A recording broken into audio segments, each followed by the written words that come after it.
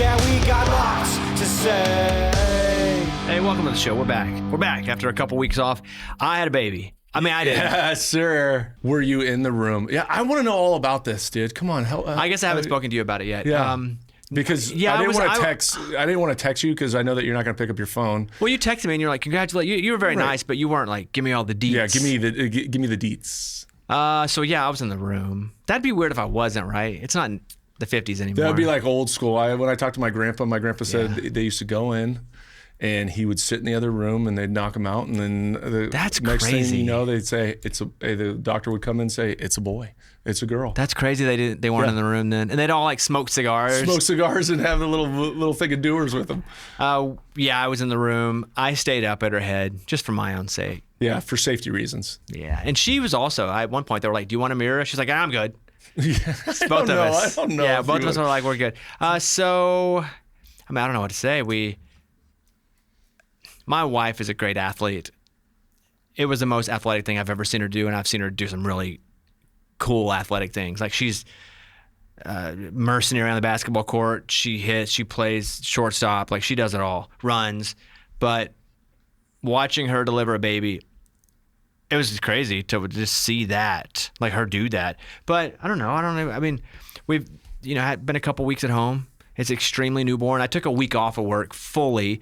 I'd recorded a bunch of radio shows leading up to it. And we kind of had an emergency valve. We pulled it whenever we had to go into the hospital. So as soon as that hit into the hospital, we had a week's worth of shows that were just airing that was still new content. And that week too, I did from the house. But because leading into the weekend, I spent 5, 7, 9 days, just me, her, and the baby, basically in the bedroom, and it was a bubble. Right. I mean, you've been to this 4 times at this point.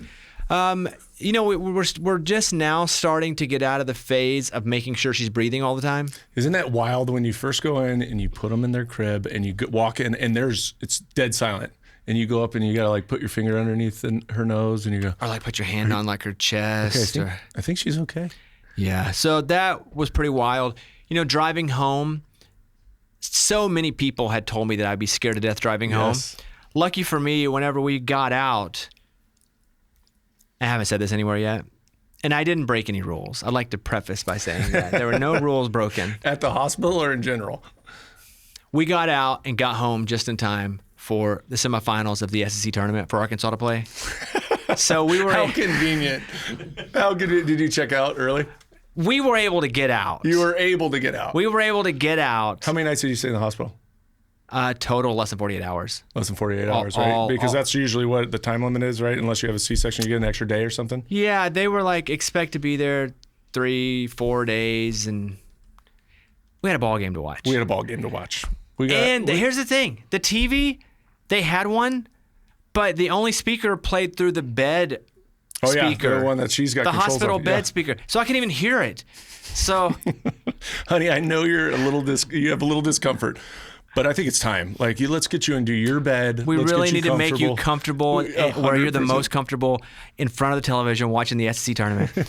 What's funny is that we kind of kept it under wraps for at least a week that the baby was born, but hardcore listeners of the show or people that follow me on social media knew it because when I posted that Arkansas had won the SEC tournament, because we won the whole tournament, it was awesome. Yeah. That I posted a picture of the screen from watching it, and they knew since I wasn't at the game, which was here in town, because that whole tournament was in Nashville. Of course. They were like, "You had the baby. There's no way you wouldn't be at the game." And you're like, "I'm not telling you guys. Okay, this is my personal business. But exactly. Yes, you can say whatever you want. But yes, you did have the baby." Kevin, I was thinking about you, man, because really, one baby that is a so lot. True. Yeah. One baby's a lot. Yeah, and twins is a whole nother ball. And you have twins. Of wax. Now, you didn't know any different. Correct. So you only know the version of your story that you lived. But, we're watching the babies, feeding the babies, it's a schedule. But you have 2 of them. Yeah, it's legit nonstop. And to your point, we've always said since day one, well, we don't know any different, and it's probably a good thing. If we only had one before, and then a couple years later, maybe we had twins, it'd be like, oh my gosh, one was so much easier. Now it's like, hopefully the next one will be just one, and we'll be like, man, this is a piece of cake compared to the twins, because it's nonstop. Do you have twins in your family? She does, on her side, twins, a lot. When did you know you were having twins? The first ultrasound. Wow. Yeah. So you had time to wrap your head around it a little bit, huh? Yeah. But still, you're like, oh my gosh. Yeah. I remember, Did you look? Did you watch it? Oh, heck no. Okay, good. No. I was like you. I was up by the head. I was like, I don't want to see nothing. I was focused in on her. I didn't want to see it anyway. It is crazy intense in there, right? Yeah. I want to shout this out too. The labor and delivery nurses Are awesome. Yes. I'm talking about A+. Yes. We had one, and they don't have their last names on their tag, but her name was Lindsay A. And when my wife went into labor, she was there. She did 75% of it before the doctor even got there. The doctor basically comes in for the delivery. The doctor is Mariano Rivera.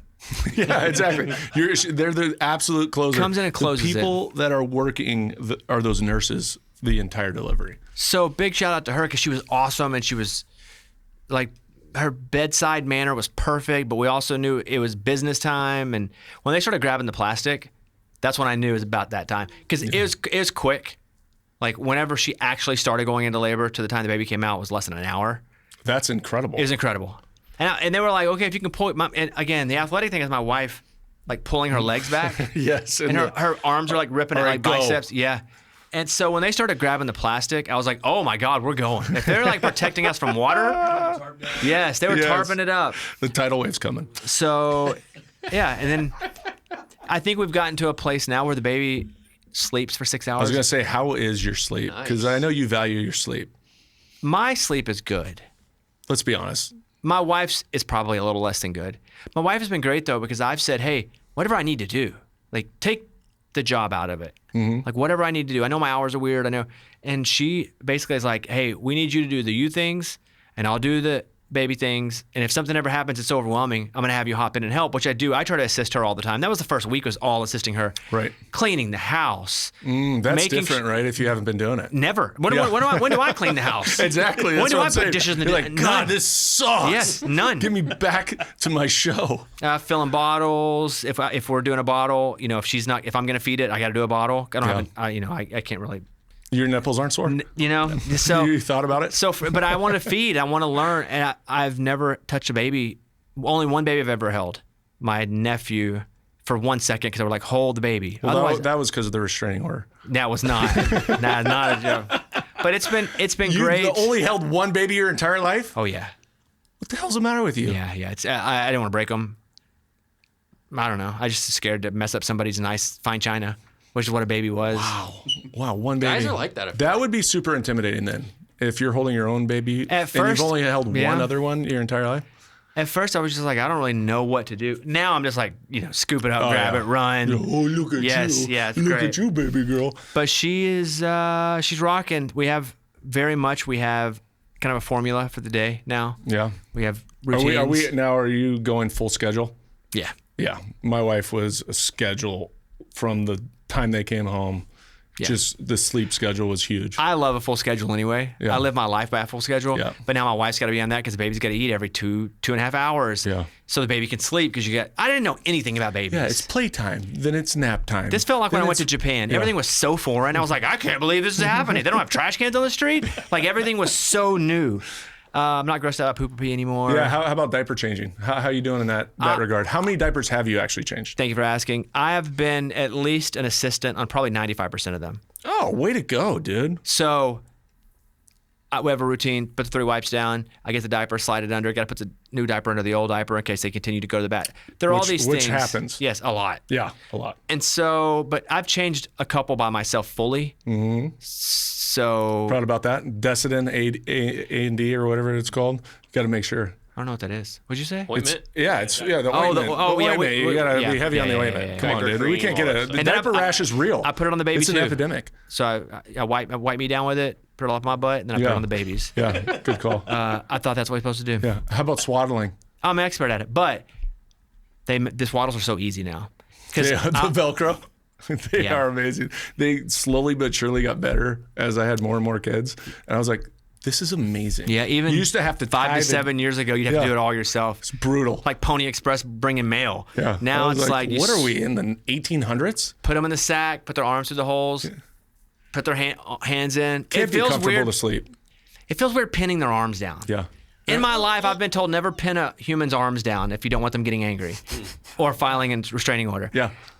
Baby, you have to put them down, and then that Velcro helps so much. Wait, they have new. I used to feel like I was working at Chipotle. the whole time. Oh yeah, no, it's a whole. Dude, it's a whole. It's 70% done. You put them in the sack, put their arms to the armholes, then you just Velcro. They've got show spots business, for the baby. Velcro, and then you're like, boom, good night. You're in your cocoon. I missed it. Have a great time. So So that's my news. Being a dad, I mean, incredible. Is it just as what you believed it was going to be, or every day? I didn't have any sort of idea of Expectation what it or would be. idea? No idea, no expectation. I can tell you, it has been like to see my wife in that way. It's a whole different element and respect. Not even just having the baby, but how like wonderful she is and how much she loves it. Like she said multiple times, she's like, "This is the happiest I've ever been in my life." You're definitely having more kids. In just the last few weeks. I don't want to be 100 though. Yeah, you're gonna be fine. You'll be sexy, salty old guy at the second grade fair. You'll be great. But it's been good, and I feel good. She feels good. I used to think, sports reference here, you have a baby? I didn't know much about babies though, so I want everybody to know this. You go, you have a baby as a woman, you rub some dirt on it, you get to raising. Next day you're up running around.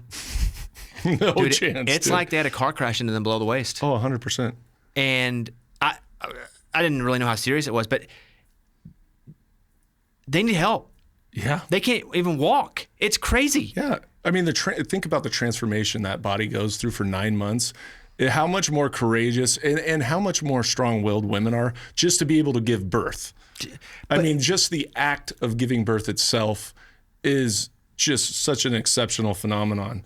All just the to be there. recovery with the stitches and Yeah. I hurt my ankle. It was out 4 months. It was a serious ankle injury. They have everything go ripping, and everybody just expects them to start to raising the next day. It's Yeah. wild. You're like, I'm going to need a few days. I do have a bit of dad brain because you just stay so focused on the baby. I've compared it to like a long road trip. You get out after a long road trip and you're exhausted, but you didn't do anything. Mm-hmm. That's what it feels like with a newborn for me, is that there's so much focus on it. I'm not doing anything. Right. I'm doing some stuff like changing diapers, or I'm helping her feed, get her the burp cloth, to get the peanut to change it on, to get to find the make sure the house is straight. But I'm not really doing anything. But at the end of the night, I'm just exhausted. You're exhausted. For sure. You got a new baby in the house, dude. Little baby girl. Yeah, it's been good. It's amazing. It's Also, dude, it's your birthday on Thursday this week. It is. How old are we turning? Well, I consider. Or am I allowed to ask that, or are No, you yeah. like a female where you're like, don't ask me my age? It's all on the Or internet. my weight. What's your weight and your look at age, this picture. Bobby? Look at this picture. Tell me your weight and your age. Don't put this on the On the thing. pod. But look at the hair Oh my of our gosh. Full head. baby. When we went in after, that's from today. When we went in to, or they came into our room, I don't know, it's kind of in a blur. They were like, "This is the most hair we've ever seen on a white baby." That's amazing. They said, I guess Hispanic babies have a bunch of hair. Okay. Maybe Asian babies have but they were Any like, ethnicity other than white people. they were like, "This is the most hair we've ever seen on a white baby." So obviously, I'm like, Eddie. What did you know? Where you been? Checking cameras? Checking cameras? You're like, Eddie. You know what's funny is the song was playing for this show. Castle, I don't know if you could hear it. He was whispering it to me. He was like, "Where'd you after you get all those notes?" Dude, there's so many notes in front of him. He was I'm like, sitting there, "You he's have got a so much. novel. You I've have got so much one- stuff to talk One about." page. I'm like, can't we just? I mean, what in the world? I are see you gonna one talk note. about? It says Bobby is a new dad. Bobby's a new dad. Wow, what an exceptional thought. There you go. I like that because that could have been your first topic. There. No, first topic: best or worst birthday gift you ever received? Oh, my wife 2 years. I'll be 46 by the way. My wife 2 years ago. 46. You look great. Thank you. Yeah, It's anyway. never. It's never I just having want to say it like that to really make it anticlimactic. that. I'm gonna be like Howie Mandel when he snapped on Kelly Ripa. Did you see that dude, at all? I saw that. Where I'm like, what do you mean I look great Yeah. for 46 or in general? Yeah. He's 70, Howie Mandel. He looks unbelievable for 70. But that's why he got But mad. that is old. That's why. Yeah. That's why I would sit there and go, dude, you look amazing for 70. For me, I think my secret is never had a drink of alcohol, and I don't go in the sun. I'm the exact That'll opposite. do. Well, give me 3 years and let's see how I look. I'm going 44 this year. I'm gonna. Your beard looks good though. I'm Oh, telling my you. wife hates it. I was making out with her today, and she's like, "Honey, I can't even feel your upper lip." Maybe if not. she doesn't maybe like making it, out is a strong statement. Maybe a little overkill. Maybe trying to give her a little kiss. But she's like, your hair is now coming over into your upper lip. I was like, well, I never asked you to stop being a woman. Stop asking me to stop being a man. got her. Boom. Except you're going to shave it if she hates it. You have 100%. I'm going to probably Yeah. shave it within the week. Yeah. Yeah, she It wins. does look good, though. Like, I'm jealous. She wins. Yeah, I've been, ever since you told me, you kind of gave me a boost of confidence. I just kind of rocked it. Had a daddy-daughter dance this weekend. How did that go? Amazing. Because it's my youngest. She's in 2nd grade. And prior to this, there's been years prior to this where she goes, Dad, I don't know if I want to go to daddy-daughter dance because you're going to embarrass me. I was like, embarrass you? Like, what do you think I'm going to do? You're in 1st grade, kindergarten, all these things. And I don't know what I did in the past to embarrass her, but she thought I was going to embarrass her. This year, all about it. Dad, can you take me? Oh, I really? would That's love awesome. to go with you. I think it would be fun. So we went to a friend's house with all her friend group and all that stuff. It was a cowboy theme, which fit my bill beautifully. What'd you Had the wear? Cowboy hat, cowboy boots, little button down, blazer, jeans. She came up to me at the dance, even though there's so many girls from her class and all that, asked me to dance with her multiple times. I was like, I am winning. So it was a fantastic weekend for me. What are the rules of the daddy-daughter dance? Because in my mind, the rules were you dance together the whole time. You just take her, and then if she wants to dance with you, she asks you? Well, it's kind of, they've got this other separate room, right, that they can go in, and there's like a picture booth, and then they had little arts and crafts for some of the younger kids. So they kind of run around with their friends, their circle of friends, I guess I should say, but then they come up to you and ask to dance. And then, of course, they leave you on the dance floor after they dance with you for a song, and then you feel like the creep because you're still kind of... You and the other dads have been slow dancing with each I was other. like, man, I should probably step back from this because this just looks me on the outside dancing around girls that aren't my girls. It's probably good to get off the floor. What was your you were saying best gift, worst gift? Oh, my wife 2 years ago, I'm a big Andy Kaufman fan who was a performance. They call him a comedian, but he's very much a performance artist in like the late 70s, early 80s. He would do things like, well, you may know him. Did you ever watch Taxi on Nick at Night, the show? No. It wasn't on during our life. life. Oh, you do? Yes. He's like Lotka on Taxi. Oh, think about it much. He was on Saturday Night Live, but he was not a joke guy. Right. And so he would do things like when he was touring, people would come because he was Lotka on Taxi, and he kind of was annoyed by that. So he'd go, all right, and he would put a tent up on stage as part of his act, and then just go to sleep in it. And everybody would be like, what's happening? He never would come out. Come on. So that was his performance art. He would do stuff like read like War and Peace, and he would be like, page 1, and just read the book until everybody left. So to have that kind of courage on stage was something that I was always drawn to. And so, massive fan. I love Jim Carrey in Man on the Moon. He's playing Andy Kaufman. It's my favorite movie ever. Didn't he dress up for one award ceremony as Andy Kaufman and went and impersonated him when he was in character? Probably Andy Kaufman's opening act that Andy Kaufman also was dressing up as to open for himself. Okay. Because Andy was very much... Do you think it was courageous that he went up on stage and slept in a tent? I think it's super brave, yeah. It could also be stupid and bad content or whatever you want to say. But yeah, to try stuff. I love the fact about trying stuff, but I would be annoyed as hell if I went to go see. That was the point? Yeah, a little bit. No, that was his point. He wanted to annoy everybody. Oh, okay. Yeah, well, that's fair. The shows would be for him. A massive fan. My wife bought me a handwritten note that he wrote himself. Wow. Yeah, 2 years ago, and it's framed. And it's just a note that he wrote himself to keep trying, even though all the stuff that he was doing wasn't going like he had hoped. Mm-hmm. But it was basically, a pump yourself up note that he kept. Yeah. And when he died, cool is it was bought in his estate. And so then it was put in, Planet Hollywood had it, the casino had it in their museum. Uh-huh. And so my wife bought it from them and gave it to me as a gift. It's cool. Incredibly thoughtful. Yeah, it's one of my favorite gifts ever. I don't really have a bad gift because if it's a bad gift, I don't remember it. Andy Kaufman's dirty underwear. Also probably a good gift. Also a good. He used that. This birthday's different though this year because we have a baby. I literally don't. When this show airs, it'll be tomorrow. I haven't thought about it at all. I know my wife got me a cake. She's already told me because I can't have milk or dairy or any kind. So she got me a dairy-free big Razorback cake. Sweet. I'm good. That's all I I'll jump need. out of a cake for you if you want. See, it just Tassels amplified again. Is that what you did at the father-daughter dance? No. Jump out of a maybe cake? that's what she was embarrassed about. Jumped out of the... All right. Get out your 10s and 20s, folks. Here comes Castle. Does everybody look at you in those places like, that's Matt Castle, the quarterback? Does that happen a lot? No, I've been around that school for so long. I mean, I've been there since, my oldest, who's now a sophomore, was in first grade. So Oh, really? 9, 10 years. I know everybody from every grade level. So I'm just one of the dudes, one of the guys. Well, if we start in the news, pick 800 of your notes right there that we can talk about. the NFL is set to bring in replacement refs. Yeah, I did just see that. Did you ever have anything like this? Was there ever a ref strike or anything with you? There was one year, right? It was the year. It was a catastrophe. What year was that? That was the. I'll check the year right now, but that was when that touchdown. Yeah, it was Seattle. Yeah, Seattle and Green Bay. Wasn't it? Tate? Wasn't it Golden Tate? Oh, Yeah, in the yeah. back of the end zone, Green Bay, and everybody went upended. And then it was literally the next week that they reinstated the officials. It took a really bad blown call. Yeah, just one bad blown call. 2012. 2012. So yeah, absolutely, I was there. According to reports, NFL owners are alarmed over how far apart the league and the NFLRA are in negotiations for a new collective bargaining agreement. Things have gotten so bad, the NFL has authorized staff members to begin hiring and onboarding replacement officials in the coming weeks. It's from ESPN. I wonder if they'll be seen as scabs if they come in as a replacement ref, because you would only grab people that were close to that level anyway. Right, you're probably going to have to go in the collegiate College. level, right? And some of those guys might want to be NFL refs at some point. For sure. And if you do that, then does that mean you don't get to be one because you were a scab and you cross over? I don't know. I guess you're going to have to be a part of the NFLRA, Referee Association, and then.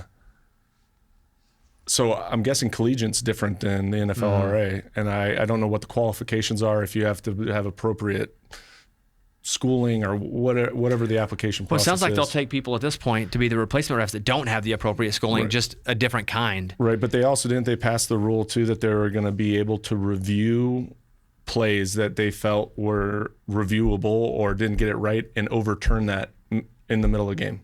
With the replacement refs or With what's the happening? replacement refs. But if they bring back the actual officials, then that part of the review system goes away. Oh, I didn't know that. That's Yeah. interesting. That'd Yeah. be a good look, because you can change a review like the Golden Tate. Right. So you can change it right there from video in New York or whatever it is. If they're making major mistakes, it's going to impact the game. Did you ever have a ref that you liked? Or was the relationship never that? It's usually pretty professional. I mean, honestly, the head ref would always come up before the game, introduce himself, tell you, look, I'm going to protect you. Let me know if you have any issues, this, that, and the other. You'd get upset sometimes. I remember, what was his name? I was in Seattle. They had 12 people on the field, and I turn around. I think it was Walt was his name. And I'm screaming, Walt, what the F? They got 12 people on the field. You were yelling at the ref. Yelling at the ref. Because he stands right behind me. I'm screaming. I'm hot. I'm in like full rage mode. And he goes, Castle, you have to snap the ball for me to throw the thing. I was like, He said it on the field? yeah, and I looked at him. I go, you're right. I'm sorry. And by the time the guy started running off, they called a timeout. I was like, that's my bad. That's my bad. Hey, I take back and I'm MFing him, like just screaming at him. They got 12 people on the field, just out of my head. And he goes, Castle, you have to snap the ball for me to throw the penalty. And you knew that. It was just crazy. Yeah, and then after the game, we got a chuckle out of it. But at the same time, I was slightly embarrassed. But you're in the moment of the game. But most of them are super professional. They're good guys, and most of the yelling and all that stuff that takes place are usually with the head coach on the sideline. Like Bill used to get after these coaches all the time because they have something more to say, and they're not going to always throw the 15-yard flag for harassment, but they've tightened that ship up too as well. Did you ever have an instance where you ran into a ref in a non-football setting? You're like, oh, Willie. A few different events, sometimes at the Super Bowl. The guy that now does commentary for, it's not just collegiate basketball. He works for one of the main networks there. He was Gene Steratore? Gene Steratore. Seen him multiple times. He's an awesome dude with incredible stories. Are you allowed to talk to them? Oh yeah, you could talk to them all the time. Like they're just normal guys. It's not like There's no fraternization rules with players and refs where it's like, don't. You probably can't go out and have a bunch of drinks and be like, hey, dude, look, tomorrow, next week, whenever The night we before play, the game, you can't hang out with your I'll ref? buy your dinner and give you a free gift certificate if you hook us up a little bit. So, Did you ever feel like players got benefits from ref if they were famous or star players? 100%. I mean, especially certain DBs, say the Richard Shermans of the world or Champ Baileys of the world, and guys like that have proven themselves, they get the benefit of the doubt for sure. It might be a little bit more handsies, there might be more contact downfield, but again, because they're extraordinary players, they would a lot of times not be called on certain things that other lesser players might get called on. That's frustrating. It can be frustrating. Unless you have on your team Richard Sherman. Yeah, unless he's on your defense, it's great. It's great. Revis is another guy. But those guys were also so skilled that they'd get away with certain stuff because most of the time they're doing it exactly right. They're on the hip of the wide receiver, and it looks like they're doing something wrong, but they're just dynamic players. Other times you watch the film back and go, this is clear pass interference, or this is clear hands, whatever it might be. So yes, certain players will definitely get the benefit of the doubt. And you see it too, even with quarterbacks nowadays, how they protect them. I know the rules say protect them, but you'd see some of those hits that Brady or Mahomes or some of these guys would take now that everybody's like, what the hell? That's not roughing the passer. Did you ever have a ref make a mistake, and although he wouldn't admit he made a mistake, kind of give you the idea that he's going to make it up to you? No. If they make a mistake, they'd probably own it and move on. I never felt like they had a makeup call on the back end. Do you think makeup calls are a real thing?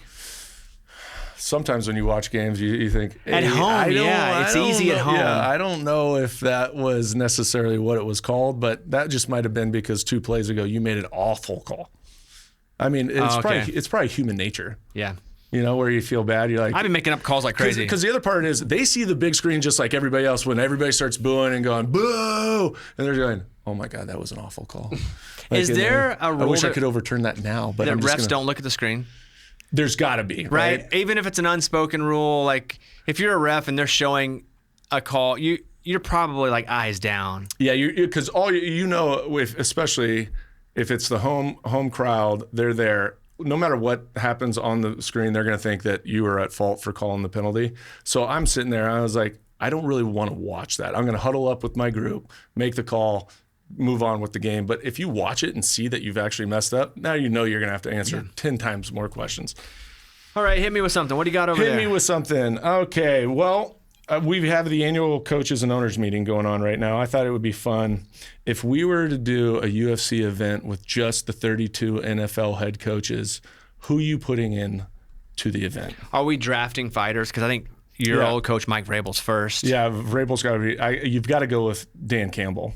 Oh, who would you pick first, Vrabel or Campbell? Ooh, I think that'd be the main event, though, right? I think that's what I was saying. Because there's only a handful of guys that you're sitting there looking at that picture because it came out on social media. You know, the picture that they take all the time. I would go with Vrabel. He was a defensive guy. I had a Toby Keith concert one time. We were backstage, and I was messing around with him, and maybe a few pops were involved. And I was like, all right, let's go, dude. Like, wrestle. Next thing I know, he has got me in a full headlock and put me on the ground. And this is when I was in pretty good shape. I thought I was going to give him a little bit more. He's still strong, dude. Did you see the video that came out the other day at the kids pro day? Yeah, or he's up. He's up there grabbing hand him. fighting and trying to hand fight with. He's still got it, dude. I think Vrabel's still in shape. I'd say that he's definitely the favorite in the UFC competition. I think McVay would be really strong too. Because From a cardiovascular standpoint? But also he's an athlete. Like, he's a college football player. Yeah, I think he'd give you some, but the weight differential. Well, he's got to fight somebody his own weight. Like, we ain't matching him up against Braves. But I think McVay would fare well, because I think he's still in good shape. Obviously a great athlete. Because What about D'Amico Ryan? Oh, yeah, for sure. Yeah, a linebacker, played in the league, killer. What's the story? Kevin, you may help me here. Sean McVay was like... whatever state he's from, was like Mr. And he beat out somebody ended up being like a world-class athlete. I bet if you Google that, and I gave you nothing to Google, you'll find it. But McVay beat out Calvin Johnson. That's it. What? Offensive Player of the Year. Yeah, 4A in Georgia. 4A in Georgia beat out Calvin Johnson? As a quarterback. Wow. That's really impressive. Yeah, like I think it's a little hidden, but I think McVay would be a dog for sure. Who else you got on that list? You know who else? Oh, he's not a head coach anymore. I guess when he was head coach in the Dolphins, maybe he would have. But he's the Charger offensive coordinator now? McDaniels? Yeah. Isn't he with the Chargers? Yep. That guy's an athlete. No chance does he even get. Have you seen him play ball? I'm sure he can play pickleball and stuff. No, not pickleball, football. Oh, no. Like collegiate. He was a wide receiver. That dude was a dog. Was he really? Yes. I would have never guessed that. Who do you have on your list? Who else do we got? You got to go with Saleh. Robert Saleh. Oh, for the Tennessee yeah. Titans. I forgot he's the head coach again. Yeah, he's coaching here. And he's a beast, You're dude. picking these high weight guys, though. Oh, of course I am. I'm sticking with the heavyweight division, dude. I'm probably up there right about now. I'm probably right around 240 or something like that. I think that would be a pretty good, solid foursome. So who's your top 4 then? Well, I was doing matches. I still think... matchup Vrabel, Dan Campbell. Yeah. And then I'm going to do... Saul is a big dude too, though. We're going to have to... But is he tall? I think I'd do Saleh and McVay. Really? And I think McVay might take him. He's giving away a lot. And then you're doing D'Amico Ryan versus Mike McDaniels. Oh, no. McDaniel's not a coach anymore, head coach anymore. Not. Okay, so I'm going to do Not. Saleh and D'Amico Ryan. Okay. And then but you got to have somebody for McVay. I'm going to do McVay. Shanahan, Kevin O'Connell. I feel like those guys doing the What about Todd Bowles? He's getting a little older, but what about... I'm going to go with a guaranteed victory for McVay, Pete Carroll. Even though he's out, he's retired again. What about the Harbaugh brothers? Who wins in that? Probably John. No way. I go with Jim. Jim's nuts. John's a little crazy. See, I was going to go John's a little crazier. Really? But I think they all fall Have from you the same seen tree. a There's press probably conference? an equally amount of crazy there. All right, we got 2 other brothers, the LaFleur brothers. They're pretty close in age too, aren't they? Mike and Matt LaFleur? I don't know their ages. I don't either. I don't know anybody's ages anymore. No. It all starts to be a blur. Once you get to a certain point, ages. Once you get to your middle ages. Yeah, it's all gone. NFL draft is this month, and so ChatGPT did a first round mock. And instead of just going through and talking about each player, what blows my mind is how Ohio State did not win the national championship. Oh my God. It feels It's very much littered. like Duke last year with Knipple and Flag, and they did not win the national championship of basketball. Right. Or even this year with the Boozers wins. Yeah. At 1, Fernando Mendoza Yep. to the Raiders. But Arvell Reese, the edge at Ohio State, who's awesome. Unbelievable. At 5, Sonny Styles, Sonny linebacker, Styles. who's awesome, Ohio State. At 7, Carnell Tate, the wide receiver, the Commanders. The fact that Ohio State has all these massive early first-round picks and didn't... Yeah, Caleb Downs too. Isn't he on there? Yeah. Where's he As a at? safety. At 10 to the Bengals. Yeah. It's ridiculous. The fact that they have all these guys and did not do what they did, Yeah. what they should have done, blows my mind. It feels very Duke-ish. I mean, you got 3 players on the defensive side of the ball right there, all in the top 22 on that list. Yeah, Mendoza at 1, Arvell Reese at 2, David Bailey, who's awesome at Tech, the edge there. He is really good. At 3 to the Cardinals, to the Titans, Jeremiah Love, running back Notre Dame, who a lot of these guys are saying is the best prospect in the draft, but any position. But it's also like, how much do you value a the running back? Yeah. I'm sorry to finish your sentence. I just feel like we're on Nah. such good wavelengths there. We're there. Yeah, And also, if you're the Titans, you got a lot of holes to fill. you do. And is running back the most pressing? And how good does the running back need to be to take it above like a Sonny Styles, Yeah. who's friggin' awesome? The thing about Jeremiah Love that makes him uniquely special is because not only is he one of those runners that can take it 90 on any given play, but he can be dynamic in the pass game. He's like Gibbs. He's like the kid from Atlanta. Or Kamara. Yeah, Kamara, where he's going to be a third down threat. He's going to be able to run between the tackles. He's a do-it-all back, which immediately accelerates your offense and makes you a better unit. But like to take him above Ruben Bain, who was such a stud for Miami this last year, Yeah, like he has to be that type of special. yeah. I mean, when Detroit, when they ended up making a surprise pick at running back, who you just brought up, Gibbs? yeah, Yeah. Jahmyr Gibbs. Everybody's like, what? How did he? Why are they drafting him so early? Turns out he was a game changer. Yeah. But John Robinson, like I said, for Atlanta's the same way. There's another one though, a surprise that did not turn out so well, and that's the Falcons. When they hop in at number 8 at quarterback, and now they have no quarterbacks. Yeah, they got Tua. Tua's coming in. Yeah, it's going to be interesting to see what Kevin Stefanski does. He's been in a very difficult situation with QBs just over his head coaching career. You start with Baker Mayfield, then all of a sudden A hurt Baker Mayfield too. that hurt Baker Mayfield. A hurt. Yeah, a hurt. Baker Yeah, like he was Mayfield. playing hurt. First year, they would go in the playoffs. Yeah. He's coach of the year, everything else, and then he's hurt the next year, and then they made the Deshaun Watson trade. Which, can we look up how many games Deshaun Watson actually played for the Browns over the last, 4 seasons? Yeah, even when he came back after his first injury and his suspension, he sucked. Yeah, it wasn't the same guy. Because if you were to watch the film from Houston of Deshaun Watson, He was awesome. Top 5 in the league. He was awesome. Incredible. I remember going down there with the Titans one year. We went down to Houston. They did not punt until like 5 minutes left in the fourth quarter. He was marching up and down the field, making every single throw. 19 games in 4 years. 19 games in 4 years. He's still on the depth chart for next year with the Browns. And he's probably made, what, $180 million at this point? Yeah, I do think, though, going from the Browns to the Falcons that's a step up. That's true. It is a step up. I think the Falcons have a good roster. They just now, once again, are looking at the quarterback position going, is Penix going to be healthy? Are we going to go into the season with Tua? Was Penix 8 in the draft? Mm-hmm. He was. Oh. And he was a stud in college, but it was the injury history. But he was hurt at Indiana. Oh, he was hurt at Washington. Shoulder, yes, he was hurt. ACL, like he was hurt everywhere. Everywhere, like the red flags have to come up, and then unfortunately, you hate to see that because he is a very good player. Speaking of Sean McVay, the Rams considered shopping veteran wide receiver Davante Adams in the offseason, but ultimately decided against it. We felt like it was best for our team, and if we felt like that, we would have done it, McVay said, per the LA Times, but we did not think it was the best for our team, so we're excited to be able to move forward with him. He told reporters he spoke openly with the 33-year-old receiver about potential trade talks. Boy, Adams was a beast this last year in the red zone. Yeah, especially in the 5, 4, 3, 2, 1 yard line. Yes, he is.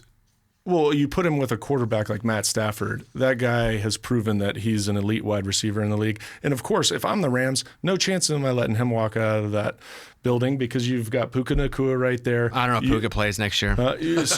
Dude, he's so much trouble. Huh? He's in trouble? He's in the news every week for doing something stupid now. He's doing something stupid, yeah. Like, allegedly bit somebody. Oh, biting's not an offense. Anti-Semitic comments again. Really? Yeah. Okay, let's just... all alleged. It's all alleged. So let's just keep that in a bottle. Okay. And let him go out there and run routes. But what I'm saying is you've got one... You never know when in the end is for Matt Stafford. And he's still playing at such a high level. Obviously, he's the MVP for the league last year. So you want to give him every resource possible to go out there and perform at the best level. And when you have Davante Adams opposite of Puka Nacua, you're putting him in the best position to be successful. And then they go out and what do they do in free agency? They addressed an issue at the cornerback position because they went and basically took both of Kansas City's star corners, McDuffie and Jalen Watson, and brought them in and filled two major holes. I think if they have those guys last year, we might be telling a different story about who's in the Super Bowl. Yeah, Davante Adams had 14 touchdowns last year. Talk about that's a fantasy stud too. Bring it back. Like a 5th or 6th round fantasy pick. No doubt. Jeez. All right, give me one more. What do you got over there? All right. Seahawks to be featured on Hard Knocks, summer 2026. Pats, 2027. They're announcing 2 years out? Yeah, I guess so. Is it just, Pats, you've committed, you can't back out? Yeah, you can't back out. Sorry, you signed the contract. Vrabes, we got you. I think, do you watch the show? I used to watch it religiously. I think it's great television. But then they started doing mid-season. Yeah, don't give me mid-season. Mid-season with the Dolphins. I like it because there's no football on. It's kind of the intro back to football. Right. So whenever you're starving for football, it's on, you watch it. And then once the season starts, you don't need to watch the midseason because you have football. We've got football. So, yeah, yes, I've watched many seasons, probably not every one of them, but I was a religious watcher, a little less now. I'm kind of excited about that. I mean, the reigning Super Bowl champion, is that often that they get the reigning Super Bowl champion to come on Hard Knocks? The only one was the Ravens way back in the day. Ravens, that's right. Were they the Lewis first ones? Yeah. They were the first ones for Hard Knocks. So this will be only the second time ever that they've actually had a reigning Super Bowl champion. That would be actually an interesting watch. Did you guys ever have cameras in your locker room? All the time, especially post-game because it was all the media stuff for their actual outlets and they put it out and stuff like that. But after games we would, not necessarily during the week of practice or anything like that. I can't remember us like having a documentary. I think after I left, they did do that thing on Bill Belichick where they followed throughout the season, him on the field, coaching, doing all the introspective that he has. So they did that, but not when I was there. We never had Hard Knocks or anybody come around and do anything for us. Did you watch much college basketball? Oh, dude, I watch. Well, a lot of the games are lame. I mean, poor Tennessee just got absolutely. Oh, by Michigan. Michigan, yeah. My God, Michigan's good. I think Tennessee was good. They got to the Elite Eight, really third good. year in a row. Yeah, that was outstanding. Great season. Yeah, but just that game itself was just blowout and wasn't much of a game to watch. And then I was about to turn off the UConn Duke game. They're down 19 points. I was like, oh my God, this is going to happen all over. I stuck it out because I was barbecuing. There's nothing else on. I'm watching that game, and then it was that steady climb back into the game. And then the end of the game, I yelled out loud. I said, oh my God. He hit that was wild. That was wild. I was going to ask if you watched it, because after Arkansas lost, I didn't watch any. I watched every game for the first time ever up until the Elite Eight, because we had a baby. Yeah, and that's so pretty... I watched every game. Yeah. And if there were two on at the same time, I'd split box them or flip back and forth, but there was nothing else for me to do except sit with the baby and watch the games. And so Arkansas had a fair year. Arizona's really good. We got beat by Arizona. So Arizona's outstanding. I decided I wasn't going to watch any more games. And I saw Duke just running it up on UConn. Yes. And I was like, there's no need for me to flip over. And then I saw that UConn had got back within a couple. And as soon as I flipped it back over, is when they hit the shot? It was right before the shot happened. Like, I totally cheated and got the best. Yes. I like 30 seconds before that, and I just, unbelievable. Unbelievable. Do you have a favorite clutch moment of your career? Gosh, what a good question. I would have to reflect back on a clutch moment in my career. So you're really proud of, and you're like, that was clutch. They asked for it. They got it. There's so many in my career. I hear you. It's hard to pick one. It's really hard to pick one. I do remember in 2008, we were up in Seattle, and it was back and forth. Matt Hasselbeck was the quarterback for Seattle, and it was late in the game. We needed a play. They were blitzing off the edge, and Randy was running a deep corner route, and I saw him make his break, and I let it go right before getting just absolutely meleeed in my face. He catches it, puts us in the red zone. We go down. I think we were on the 3-yard line. We ran this little pick play. Welker goes out, hit him in stride on a blitz zero look, and we took the lead, ended up winning the game, which was huge because the divisional race at that time was pretty straightforward. And so I think that was, I don't know if it was for my career, but I do vividly remember that game of being every play felt like a big play, especially running down the stretch of you have to make the throws when you need to make the throws. They're going to pressure you. You're going to get hit, but can you make the throws under immense pressure? So, but that's always the case with the quarterback position. Whenever you're getting hit, let's say that ball specifically, you're throwing a ball, you get hit right away. Are you listening to the crowd to tell if you caught it or not? 100%. Like, you get hit and knocked on your ass, you have no idea what happened with the play. But if you're the away team, you just listen to, because they'll let you know. If they're cheering wildly, guess what? Incomplete pass. If not, you're like, yes. The best ones are the ones down the field when you're throwing a deep post or a go route. You get the hell knocked out of you. You're on your back. Once again, you're just kind of listening to the crowd. And all of a sudden you realize, oh yeah, baby, I hit it. You have no idea where the ball ended up or how the catch was made, but it's pretty sweet when that happens. You ever do the touchdown while on the ground? You're laying there and you're like, yeah, but you're on the ground. Only when the big boys come and pick me up and be like, let's go. And you're like, yes. I have no idea what happened. That's got to be an awesome feeling. It's awesome. And it's really not until the next day when you watch the film that you actually get to see what the hell transpired on the play, but you know that something good happened. So yeah. Are you watching any series right now? Come on, you had to watch some television. Yeah, I watched a lot of series. I watched a couple documentaries, music documentaries. Devo, Red Hot Chili Peppers, were good. How is the Red Hot? I love Red Hot Chili Peppers. It's about one of their founding members that died before they got famous. So it's very much not about their successes, but they had a guy named Hillel who was a guitarist for them. And it's all of them talking about that. So it's like early and only early. So if you're a Chili Peppers fan, I think you'll like it. Not you, but just whoever's listening. But if you're just kind of mid on them, I don't think it's for you. The Devo was good. We watched, have you watched Paradise? No. On Hulu? It's the best show on TV. Best show on television? Yeah. Really? What's Paradise There's 2 about? seasons now. Now the show has been shared so much, I think I can tell you the episode 1 twist. Yeah, you can go ahead and tell me. Well, even with listeners listening, I definitely wouldn't want to spoil something for Sorry, someone. listeners, we're going to tell you what happens in Paradise. If you don't want to know, turn off. No, our I'm not podcast. telling you what happens in Paradise, but it's the episode 1, the very first. Because when that show was being teased by ABC. This is fictional. Yes. Okay. They were going, hey, here's the show. Sterling K. Brown, who was in This Is Us. You familiar with This Is Us? Mm-hmm. So Sterling K. Brown is in the Secret Service protecting the president, and it's James Marsden. And in the commercial, they were asking Sterling K. Brown on a lie detector if he's the one that was trying to kill the president. And he's like, no. And they're like, okay, you're telling the truth. That kind of thing. So I was like, oh, I'm in. Yeah, anything like CIA, FBI, whatever, killing. It great. turns out, because that's what you think going into it. It turns out what the show is he is Secret Service for the president. There was a disaster, like a environmental disaster, massive earthquake that happened, and basically the planet's going to die. So they've secretly built this massive city in a mountain, and they're flown out to live in it while the rest of the world goes into... That is a major twist. Major twist, because you don't know that's what it is until midway through the first episode. And then it's them trying to navigate living. It's awesome. And it's a network show, so you don't think it's going to be that good. So it's really a love story. There's some love in it, if that's what you're chasing. It's basically a president saying, look, the Earth's going to die, but I'm going to live because I've got my bunker. I'll say no more. Because me saying any more... Are you guys watching Paradise? I haven't. I watched the first few episodes. I gotta catch up, but it blew my mind. Really? There's two seasons now, yeah. Okay, so I'm in. Have you seen the Netflix series Sprint? So it's basically about our Olympic sprinters, and season 1 goes through the world championships leading up to the Olympic year.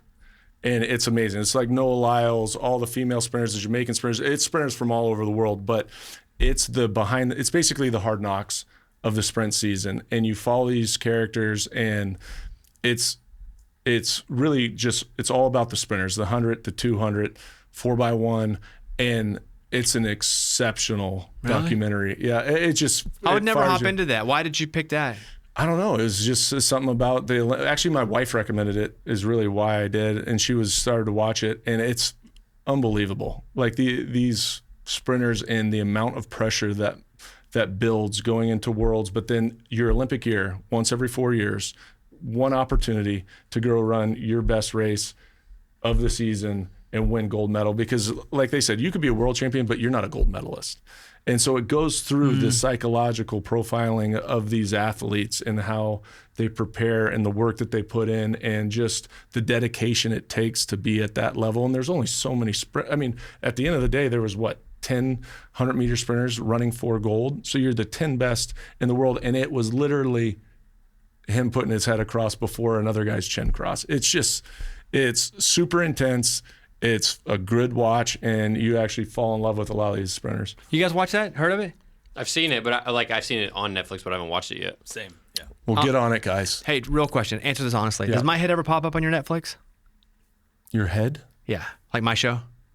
Yes, all the time. It does pop up? Yeah. No, I'm serious. No, I'm being dead serious. Okay, because my algorithm shows me. Oh, shocking. Yeah, that's what I'm saying. Because all your search engine is Bobby Bones. Well, no, it's that I don't know how they know. I didn't look to find it. I don't know how they know. I didn't look to find it because sometimes I want to check and see how my show's doing, because my interview show, the Bobbycast, is up on Netflix, and I just It's crushing.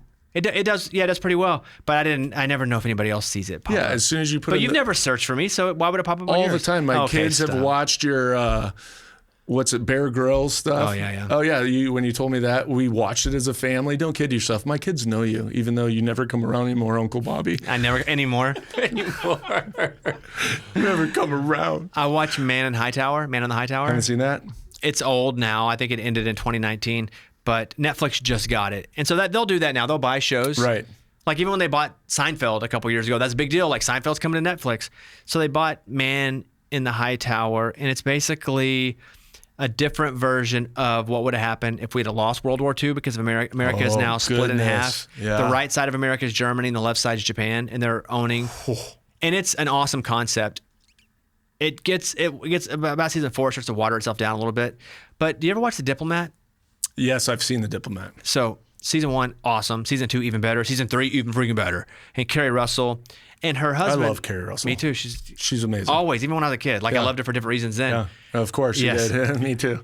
Her husband in Diplomat is a guy named Hal, but he's the main character, a Nazi in Man in High Tower. Yeah. Pretty good. High Castle. Oh, is that what it's called? High Castle. Thank you. High Castle. Thank you. Yeah. Man in the High Tower. Different show, dude. Don't be different show. stupid. Don't be Sorry. stupid. Don't ever question me. My bad.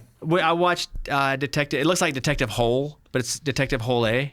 That pop across anybody's algorithms on No. Netflix. Whole A, not whole B, whole A. Well, I thought it was just That's Detective why you Hole. had a baby. I was like, why is it Detective Hole? I don't want to watch a Detective Hole show, but it's a show from, I think it's Denmark. And so we put English on the subtitles and make them speak English, so it doesn't always match their mouth, but it's based off a book. It's really good if you can take that. Dude, I opened overdubbing. up Pandora's box when I said, you watch anything right now? He's like, let me That's all we do. We have a newborn. I go to Let me work. tell you. That's what I figured. Norway, by the way. It's That's- Norway? Yeah. Okay. Yeah, one of those. Yeah. He's in it. The Netherlands. Oh, Norway. Yeah, I went to Norway with Bear Grylls as a comeback. My first episode on Bear Grylls, That's when you Went to did the, was Norway. it the dead sheep in the water? Yeah, that's right. You that show's carved it coming up. back, by the way. Running Wild with Bear Grylls has been bought by Fox now, and it's going to be a primetime show for like 8 weeks. Let's go. Are you going back? Yeah. you're No, I've going already back. done twice. Okay. Come on, you could do it again. I got enough. You're a heavy hitter. I don't think so. Not anymore. And I can't now because you literally could die doing that show.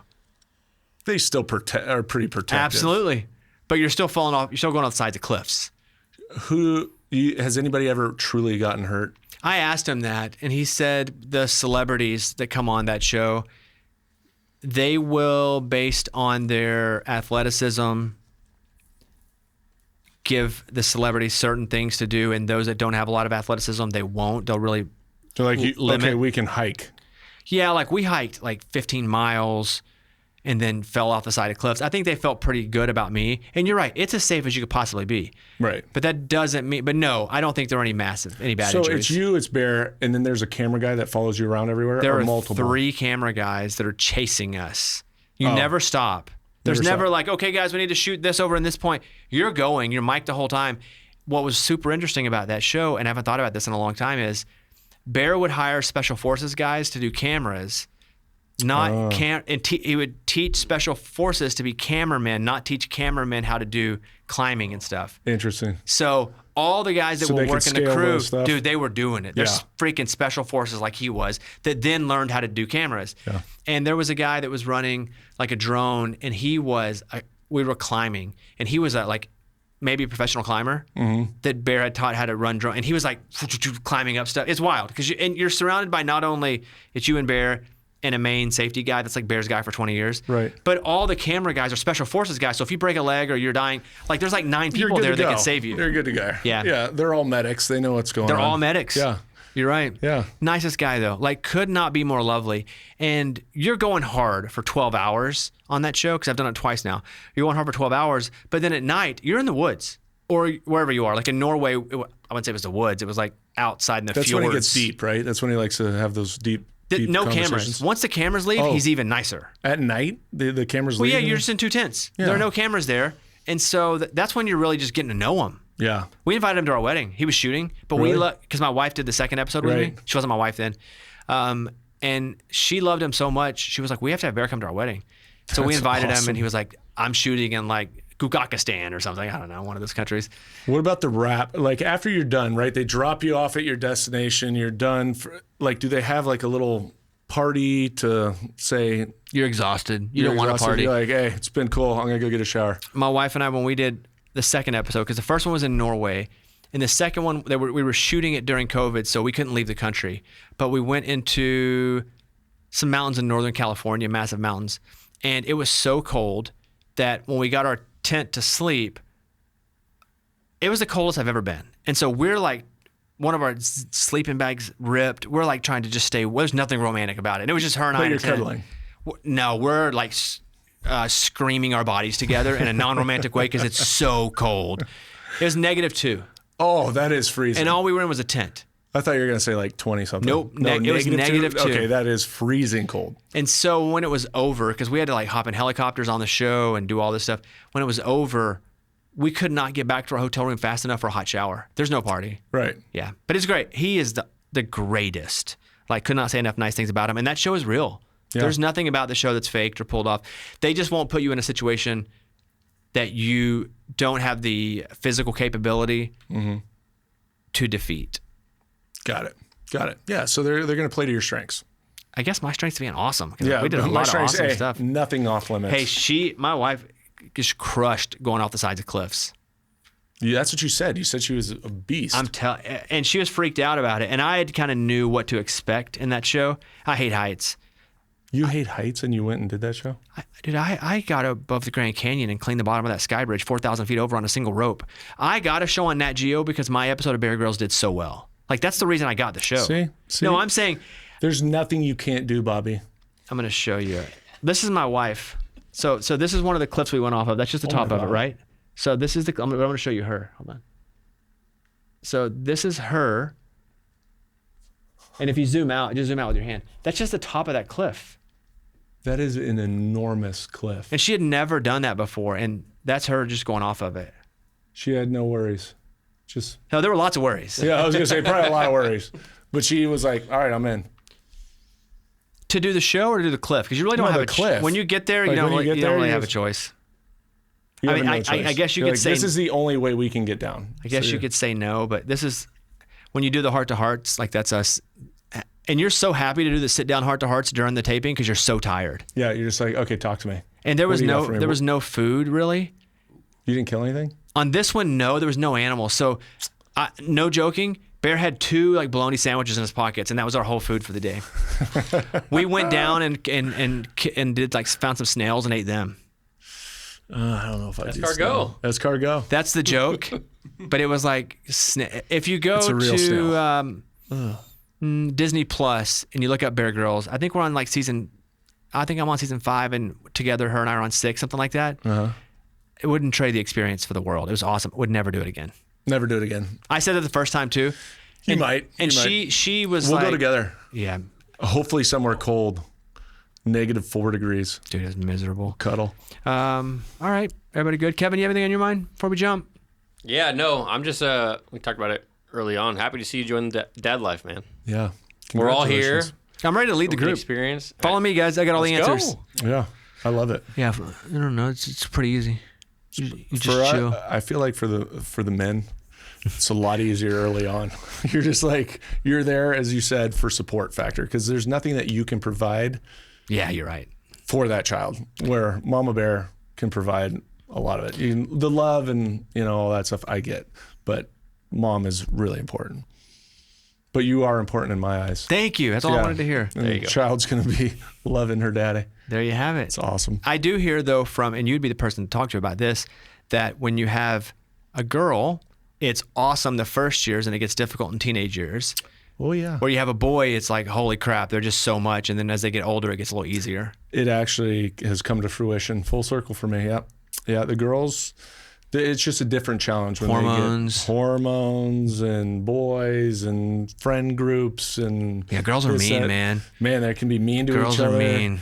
Boys are kind of like, hey, if we got a problem, let's handle it, whatever it might be. But it's not like the catty behind the back, this, that, and the other. And boys are, they're out of control when they're younger and all that stuff because they're just raging bulls. But as they get older, it's almost like it gets easier because they start to understand what's to be expected. They kind of mellow out a little bit. Now, there's always that innate alpha mentality in males that they're going to challenge you in some way to see how far they can take dad before you nip it. Like, so there's that sometimes because they kind of grown into their own and starting to feel their oats a little bit. But girls are just different. It goes from 1 year of they're sitting next to you on the couch and they're cuddling. They want to be near you. Then the next year, like, Dad, turn down the music. Like, make sure you don't say this or don't come up and hug me at school. like I walked into a basketball game one time and they're like, hi. I was like, what the hell? Oh, I'm at the beginning stage right now. Great. You know what happens at that point? If you do that to dad's immediately going to come over and try to pick you up in front of everybody and hug you. Maybe that's the embarrassing part. Yep. Yeah. But yeah, it's 2 completely different modes of operation when you have girls versus boys. So enjoy every bit. I'm 4 kids away from getting a spinner band like you. Dude, it's going to be awesome. I'm 61, still pumping them out. Yeah, dude, it'll be great. I'm Robert De Niro, Al Pacino. They're in their 80s putting kids out. It's like Alec Baldwin, doesn't he? He had a bunch for the second wife. Yeah. Like 7. That'll do it for us. Thank you guys for being here. We'll see you guys next week. As always, we've had lots to say. Bye, everybody.